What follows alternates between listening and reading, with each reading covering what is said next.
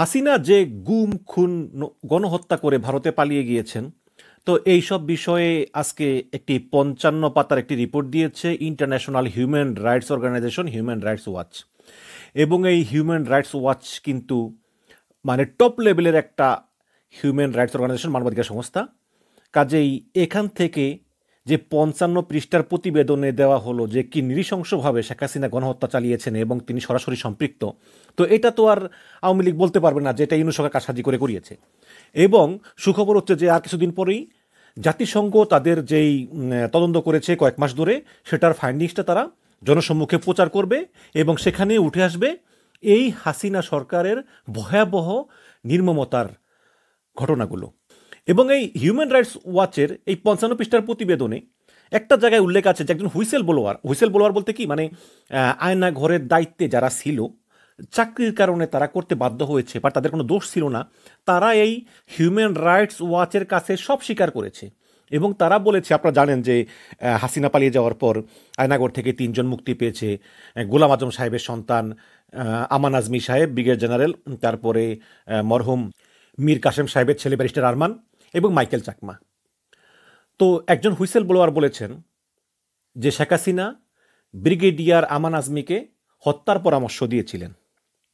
Main ব্যাপার হচ্ছে যে এদেরকে তো ২০১৬ সালের অগাস্ট মাসে সালাউদ্দিন কাদের চৌধুরী ছেলে হুমাম কাদের চৌধুরী, ব্যারিস্টার আরমান এবং ব্রিগেডিয়ার আজমি, এই ৩ জনকে ধরে আনা হয়। ধরে আনার পরে প্রায় ৬ মাস পরে হুমাম কাদের চৌধুরীকে ছেড়ে দেওয়া হয় এবং বলা হয় যে প্রধানমন্ত্রী তোকে দ্বিতীয় জীবন দিয়েছেন, সুতরাং তুই বিদেশ চলে যাবি, আর কোনো রাজনীতি করতে পারবি না। যদিও কথিত আছে যে রাউজানের সাবেক এমপি ফজলুল কাদের চৌধুরী, ও যে ফারাজ করিম চৌধুরীর বাবা, ওরা আবার ওই হুমাম কাদের চৌধুরীদের চাস্তো ভাইটাই হয় আর কি। তো ওদের মধ্যস্থতায় শেখ রেহানা এবং তার দেবর তারেক সিদ্দিকীকে ১০০ কোটি টাকা দেওয়া হয়েছে, তারপরে ওকে মুক্তি দেওয়া হয়েছে। এগুলো আর কি শোনা কথা, বাট প্রমাণ নাই। কিন্তু ওই ব্যারিস্টার আরমান এবং ব্রিগেডিয়ার আজমি ওরা কিন্তু ফিরে আসেনি।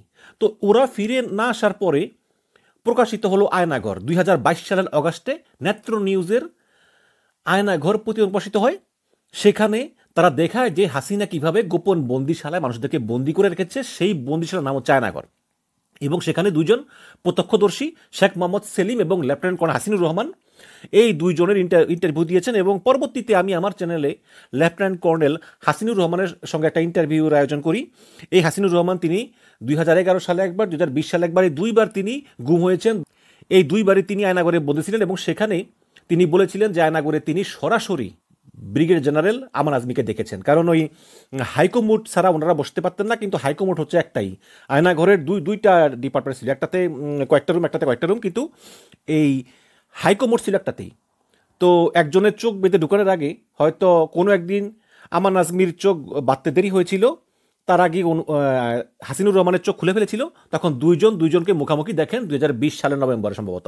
তো এরপর থেকেই তিনি আশাবাদী ছিলেন। তিনি আমাকে বলেছেন যে হ্যাঁ, উনি জীবিত আছেন তখন পর্যন্ত। কিন্তু আয়নাঘরে এই রিপোর্ট প্রকাশিত হওয়ার পরে ওটা দায়িত্বে যিনি আছেন তিনি শেখ হাসিনাকে বলেছেন যে এভাবে তো আর মানে রাখা যায় না, সব জায়গায় আলোচিত হচ্ছে, ওনারা এখন কী করবো। তখন শেখ হাসিনা বলছিল যে মেরে ফেলো। কিন্তু উনি আর মারেননি, উনি ওইভাবেই লালন পালন করেছেন। আর শেখ হাসিনার কাছে উনি আর যাননি, যেটা আমাদের কাছে প্রাপ্ত খবর। শেখ হাসিনার কাছে উনি আর যাননি। আর তারেক সিদ্দিকী হয়তো জেনেও চুপচাপ ছিল যে আচ্ছা থাকুক। এই তো শেখ হাসিনা হচ্ছে এত বড় সাইকোপ্যাথ, যেটা এই হিউম্যান রাইটস ওয়াচের প্রতিবেদনে উল্লেখ করা হয়েছে। শেখ হাসিনা বলেছেন যে ঠিক আছে, এই আয়নাঘর নিয়ে যেটা বড় বাড়াবাড়ি করতেছে, তাহলে এই আমান আজমি এদেরকে মেরে ফেলো, আর এই আয়নাঘরের ওই এলাকার উপর দিয়ে একটা কালো তেরপাল দিয়ে ঢেকে দাও, যাতে ওই স্যাটেলাইট থেকে নজরে না আসতে পারে। আয়নাঘরকে উপরে কালো তেরপাল দিয়ে ঢেকে দেওয়া হয়েছে, ঠিক আছে, কিন্তু ওনাদেরকে আর মারেনি, ওনাদেরকে রেখে দিয়েছেন। এই হুইসেল ব্লোয়ার স্বীকার করেছেন হিউম্যান রাইটস ওয়াচের কাছে। আমি একটু প্রতিবেদনটা পড়ি। হিউম্যান রাইটস ওয়াচের এই প্রতিবেদনটা মানব জমিন এটা তর্জমা করেছে। সেখানে লিখেছে যে ক্ষমতা থাকাকালে কিছু ক্ষেত্রে গুম অথবা হত্যার সরাসরি নির্দেশ দিয়েছেন ভারতে পালিয়ে যাওয়া পলাতক বাংলাদেশের সাবেক প্রধানমন্ত্রী শেখ হাসিনা। এমনকি এক পর্যায়ে তিনি ব্রিগেডিয়ার জেনারেল আবদুল্লাহ আমান আজমিকেও হত্যার পরামর্শ দিয়েছিলেন। এসব বিষয়ে জানেন এমন কর্মকর্তারা আন্তর্জাতিক মানবাধিকার বিষয়ক সংগঠন হিউম্যান রাইটসকে জানিয়েছেন এই ভয়াবহ তথ্য। গুমের ঘটনা তদন্তের জন্য 2024 সালের 14 ডিসেম্বর বাংলাদেশ অন্তর্বর্তীকালীন সরকার গঠন করে একটি কমিশন। তারা প্রথম যে রিপোর্ট যেটাতে বলা হয়েছে যে হাসিনা সরকারের আমলে কমপক্ষে 3500 মানুষকে গুম করা হয়েছে। ওই রিপোর্ট অনুযায়ী একটি কেন্দ্রীয় কমান্ড কাঠামোর অধীনে গুম করা হতো। গুমের ঘটনা দেখাশোনা করতেন স্বয়ং শেখ হাসিনা এবং তার শীর্ষ কর্মকর্তারা। তার মধ্যে আছেন major general Tarek Ahmed Siddique, major general Ziaul Ahsan এবং পুলিশের সিনিয়র কর্মকর্তা মনিরুল ইসলাম এবং মোহাম্মদ হারুন রশিদ মানে ডিবি হারুন। তারা এর সঙ্গে জড়িত ছিলেন। গুমের সঙ্গে জড়িত থাকা কর্মকর্তারা হিউম্যান রাইটস ওয়াচকে বলেছেন যে আটকের বিষয়ে শেখ হাসিনা এবং তার সরকারের সিনিয়র সদস্যরা জানতেন, তবে এটা প্রকাশ করা হতো না। কিছু কিছু ক্ষেত্রে গুম এবং হত্যাকাণ্ডের সরাসরি নির্দেশ দিয়েছেন শেখ হাসিনা।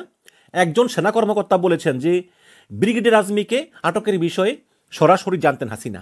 ওই কর্মকর্তা আরও বলেন যে যেহেতু আজমি একজন সেনা কর্মকর্তা ছিলেন, তাই শেখ হাসিনার কাছে তিনি মুক্তি দেওয়ার আবেদন কন্টিনিউ জানাতেই থাকেন, কিন্তু প্রতিবারই হাসিনা তার সে আবেদন নাকচ করে দেন। ওই কর্মকর্তা আরও বলেন যে এক পর্যায়ে হাসিনা তাকে পরামর্শ দেন যে আজমিকে মেরে ফেলতে। ওই কর্মকর্তা বলেন যে কিন্তু আমি সেটা করতে পারিনি, আমি থেমে গিয়ে তাকে মুক্তির বিষয়ে কথা বলেছি। আজমিকে যখন মুক্তি দেওয়া হয় তার আগেই হাসিনা দেশ ছেড়ে পালিয়েছেন।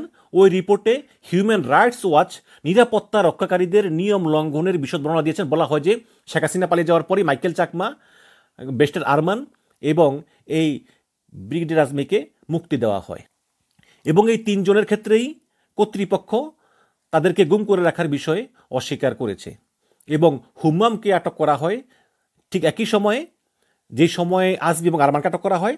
এই তিনজনই কিন্তু বিএনপি জামাতের নেতাদের ছেলে। তবে একটা কথা বলি কি, সেটা হচ্ছে যে শেখ হাসিনার কিন্তু দিন শেষ। ওই যে অনেকে বলে তিনি আবার ফিরে আসবেন ভয়ঙ্কর রূপে, শেখ হাসিনা ফিরে আসবেন ভয়ঙ্কর রূপে, ফেব্রুয়ারিতেই সরকারের পতন, হরতাল মরতাল অনেক কিছু ডাক দিয়েছে, ওই দিন আর আসবে না। আজকে এই হিউম্যান রাইটস ওয়াচ একটা ইন্ডিপেন্ডেন্ট বডি, আমেরিকা ভিত্তিক একটা হিউম্যান রাইটস অর্গানাইজেশন, পৃথিবীতে 1 নম্বর ধরা যায় হিউম্যান রাইটস ওয়াচ এবং অ্যামনেস্টি ইন্টারন্যাশনাল, টপ লেভেলের মানবাধিকার সংস্থা।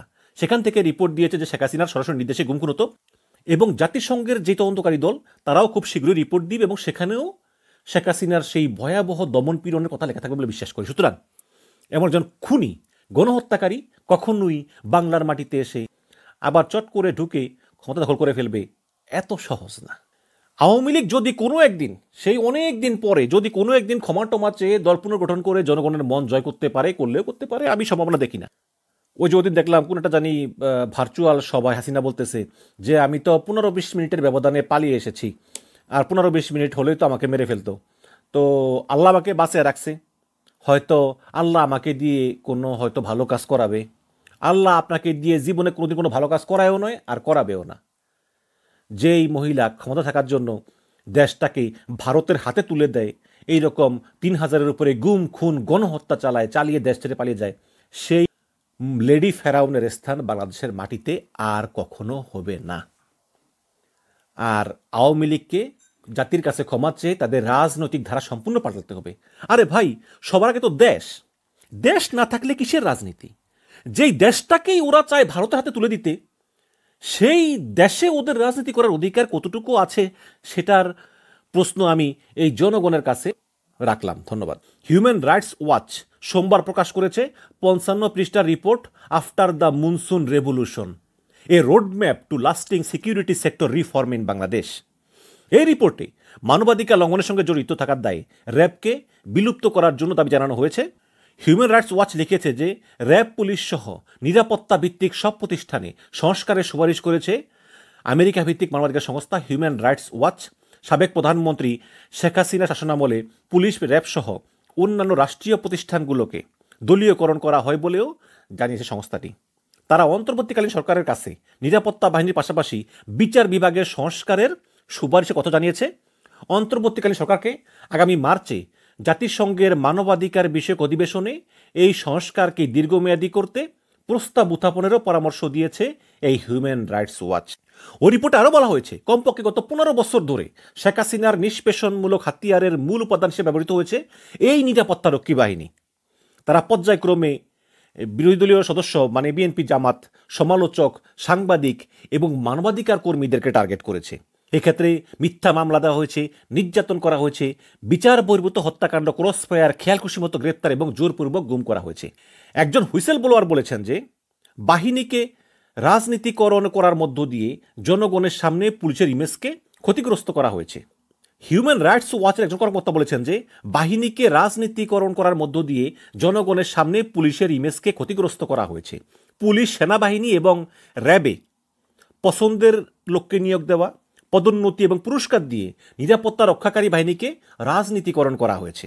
পুলিশ কর্মকর্তাদের সঙ্গে কথা বলেছেন হিউম্যান রাইটস ওয়াচ। তারা বলেছে যে বাহিনীতে, মানে পুলিশ বাহিনীতে এমন একটা সিস্টেম দাঁড় করানো হয়েছে যে এর উপর নির্ভর করত রাজনৈতিক স্পন্সরশিপ এবং ঘুষের বিষয়, এবং যে যত বেশি অত্যাচার করত তাকে তত বেশি পুরস্কার দেওয়া হতো।